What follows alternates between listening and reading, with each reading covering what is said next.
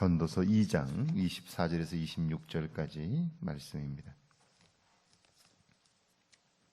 전도서 2장 24절에서 26절까지 말씀 우리 한 목소리로 함께 봉독합니다. 전도서 2장 24절에서 26절까지입니다. 함께 봉독합니다. 그 사람이 먹고 마시며 수고하는 것보다 그의 마음을 더 기쁘게 하는 것은 없나니 내가 이것도 본즉 하나님의 손에서 나오는 것이로다. 아, 먹고 즐기는 일을 누가 나보다 더 해보았으랴. 하나님은 그가 기뻐하시는 자에게는 지혜와 지식과 희락을 주시나 죄인에게는 노고를 주시고, 그가 모아 쌓게 하사 하나님을 기뻐하는 자에게 그가 주게 하시지만 이것도 헛되어 바람을 잡는 것이로다. 아멘. 할렐루야. 좋은 날입니다.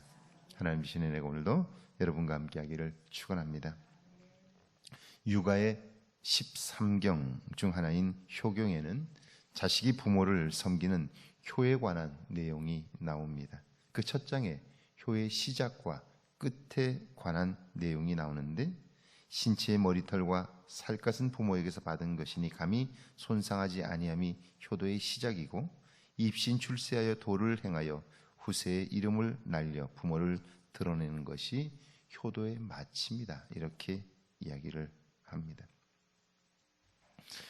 그러니까 신체를 상하게 하지 않는 것, 그리고 출세하여 부모의 이름을 드러내는 것, 이게 효도의 처음이고 마지막이라는 건데요. 그런데 사실 효의 출발은 나중심적이고 이기적인 욕심껏 살던 어린아이의 모습에서 벗어나는 거죠. 은혜를 은혜로 알지 못하면 결코 효는 불가능하기 때문이죠. 자식은 끊임없이 부모의 것을 가져가려고 하죠. 그리고 그것으로 즐거움을 삼죠. 그런데 성장하고 나면, 그 아이가 철이 들고 나면 그 다음부터는 부모의 은혜를 알고 부모를 기쁘게 하는 것으로 자기의 즐거움을 삼는 거죠. 그러니까 부모에게서 받은 은혜를 알지 못하면 아직 그 아이는 효를 할 준비가 되어 있지 않은 거죠.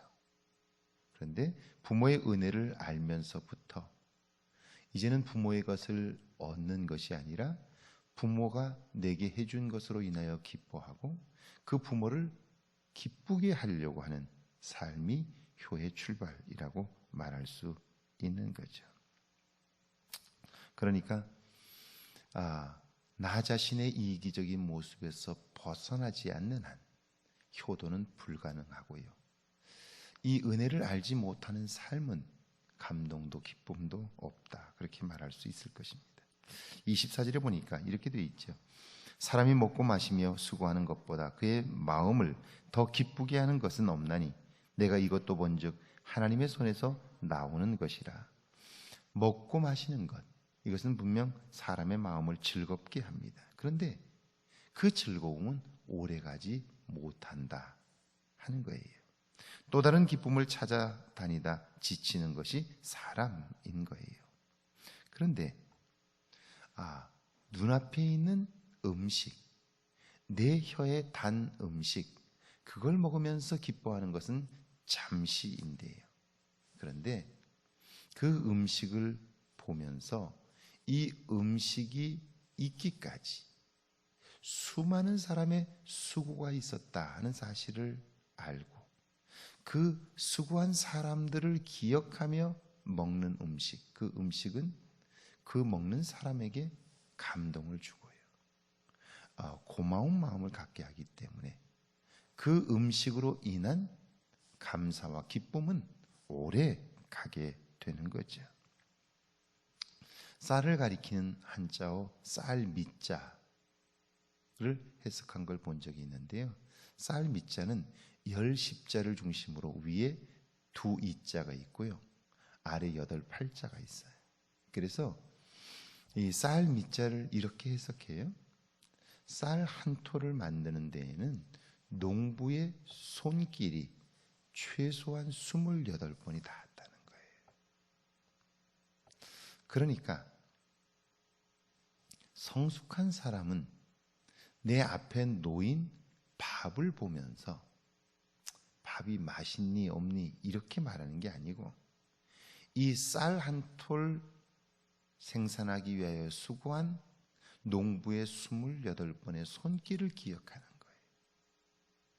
그러니까 이 쌀은 그냥 쌀이 아니라 누군가의 땀과 정성으로 만들어진 것이기에 밥을 대하는 태도가 달라지는 거죠. 그래서 누구는 밥에게 부끄러운 삶을 살지 말라고. 내가 살고 있는 것은 누군가의 수고와 희생으로부터 내 삶이 살아가고 있는 건데 과연 누군가의 희생을 받을 만한 가치가 있는 삶을 살고 있느냐 하는 거예요. 좀 더 깊이 들어가 보면 그 쌀 한 톨이 연글기 위하여 수없이 많은 햇빛과 비와 수없이 많은 보이지 않는 손길의 도움이 있었던 거죠. 그 도움은 하나님께로부터 온 것이죠. 쌀 한 톨을 대하면서 농부의 수고를 기억하고 그리고 그 한 톨을 연글게 하신 하나님을 기억하게 될 때 그 쌀 한 톨을 통해서 얻는 그 감동과 기쁨은 오래가는 거죠. 그리고 이것이 삶의 태도가 되면 모든 것을 대하는 삶의 태도가 그렇기 때문에 결국 그의 삶은 깊이 있고 은혜를 아는 삶이 되는 것이죠. 삶에서 그 하나님을 발견하게 된다면 그 기쁨은 즐거움은 사라지지 않는다. 그렇게 말할 수 있을 거예요. 여러분, 이론이라고 하는 것은 명쾌하고 분명해요. 그러나 힘이 약해요. 그런데 경험은 삶이 포함되어 있기 때문에 강력해요. 무슨 말이냐면 우리가 누군가를 가르친다고 할 때에도 책을 통해 배울 수 있어요. 그러나 그게 삶에 미치는 영향은 그렇게 크지 않을 수 있어요. 그런데 삶을 경험한 사람들의 이야기, 가르침은 상대방에게 강력해요. 왜냐하면 거기에는 그 사람의 삶을 통한 경험과 확신이 담겨 있기 때문에 그런 거예요. 솔로몬은 자신의 삶과 경험으로 얻어진 놀라운 통찰력을 이렇게 이야기합니다. 먹고 즐기는 일을 누가 나보다 더 해보았으랴. 솔로몬은 전무후무한 부귀와 영화와 먹거리들을 맛보았어요. 진귀한 보물과 아름다운 옷감, 생활용품들은 모두 세계적인 명품들이었습니다. 그는 자신 있게 말합니다. 나보다 더 먹고 마시는 일에 즐긴 왕이 있다면 한번 이야기해보라고. 그런 그가 말합니다. 그 모든 것은 헛될 뿐이다. 먹을 것이 아무리 많아도 입맛이 없으면 못 먹어요. 몸이 아프면 보물도 소용이 없는 거예요. 헛된 거예요. 그게 아니더라도 음식을 앞에 놓고 그 은혜를 알지 못하면 결국 우리는 그 음식을 앞에 놓고도 기쁘게 먹을 수 없게 되는 거예요. 은혜를 모르기 때문에 그래요. 모든 것이 그래요. 그러니까 살면서 내가 무엇을 보며 사느냐에 따라서 기쁨과 감동이 있는 삶을 사느냐 아니면 불평과 원망을 가지고 사느냐 이게 결정되는 거예요. 그래서 인생이라고 하는 것은 자기가 책임져야 하는 거예요. 왜냐하면 내 오늘의 삶은 내가 선택한 거예요. 내가 선택한 결과 오늘 내 삶이 있는 거예요. 제가 어제도 말씀을 드렸는데요. 지금 굉장히 어려운 시기에 있죠. 코로나19 이후에 여러 면에서 어려운 시기예요.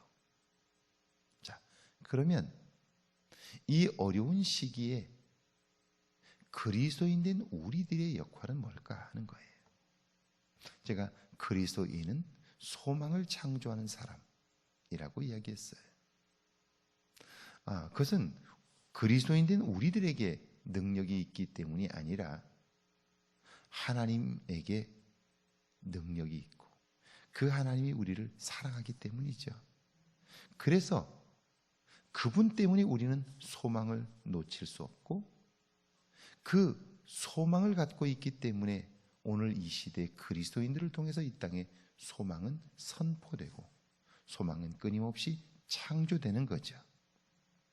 그런데 어제 하루를 열심히 산 여러분, 과연 여러분은 하루 동안 많은 말들을 했을 텐데, 그런데 그 말들 중에 소망의 말이 얼마나 되었나요?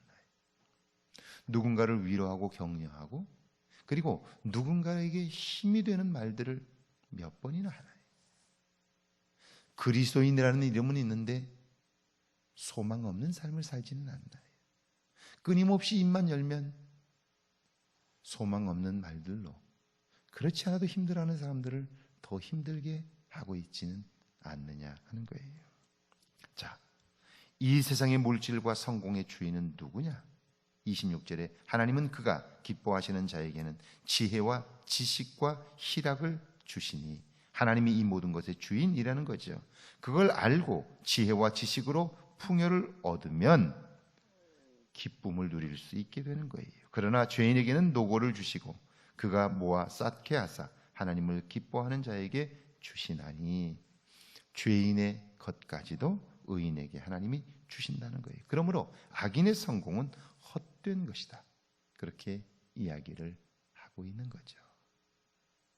작은 것에 감사하는 그리고 감동하는 비결은 그 자체가 아니라 그 배후를 볼 수 있어야 한다는 거예요. 혹시 누군가가 나에게 상처를 주는 말들을 한다고 할 때 그걸 내가 상처로 받아들이는 것이 아니라 저 사람은 왜 저런 말을 하는 거지? 저렇게 말할 수밖에 없는 어려운 문제들이 있는가? 이렇게 생각하는 거죠. 한 단계 더 나가면 하나님께서 나를 테스트하시는구나, 이 일을 통해서 저 사람과 더 가까워지게 하시는구나 라고 받아들이는 거예요. 그러면 그 사람의 나에게 행하는 모습과는 상관없이 나는 그리스도인다운 반응, 태도를 보일 수 있게 되고요. 그게 세상에서 다른 삶을 살게 하는 거예요. 할렐루야. 그럼요. 그래서 그때 얻어지는 즐거움들이 있게 되는 것이죠. 오늘 하루 소망을 창조하는 여러분들을 통해서 이 땅에 소망이 전해질 수 있기를 바라는데요, 이걸 위해서 기도하고요, 오늘 주무시기 전에는 반드시 한번 내가 오늘 만났던 사람들을 떠올리고 그에게 어떤 말들을 하며 지냈는지, 그게 나의 믿음의 실력이에요. 그게 나의 믿음의 실력이에요. 믿음의 실력을 점검해보고 하루하루를 살아간다면 여러분의 삶에 새로운 기쁨이 그리고 믿음의 능력이 나타나게 될 거죠. 이런 은혜가 오늘 여러분과 함께 하기를 주의 이름으로 축원합니다. 같이 한번 기도하시죠. 이 땅을 사는 동안 현상이 아니라 본질을 보며 살게 해달라고요. 지혜와 지식과 희락의 주인이신 하나님을 온전히 의지하며 동행하게 해달라고요. 함께 기도합니다. 하나님 아버지, 은혜와 사랑을 감사합니다. 이 땅을 사는 동안 현상이 아니라 본질을 볼 수 있도록 도와주시고 지혜와 지식과 능력을 주시는 하나님과 함께하는 귀한 복된 날이 되게 하옵소서. 하나님 때문에 우리에게 소망이 있음에도 소망의 말을 하지 못하고 살아가는 우리의 모습들을 기억하게 하시고 보아야 할 것들을 보며 살 수 있도록 은혜를 베풀어 주옵소서. 전능하신 하나님 아버지, 진실로 주님 앞에 비옵나니 우리의 삶이 복되게 하옵소서. 은혜 안에 살게 하시고 하나님의 도우심을 보며 살기에 부족함이 없도록 주님 축복하여 주옵소서.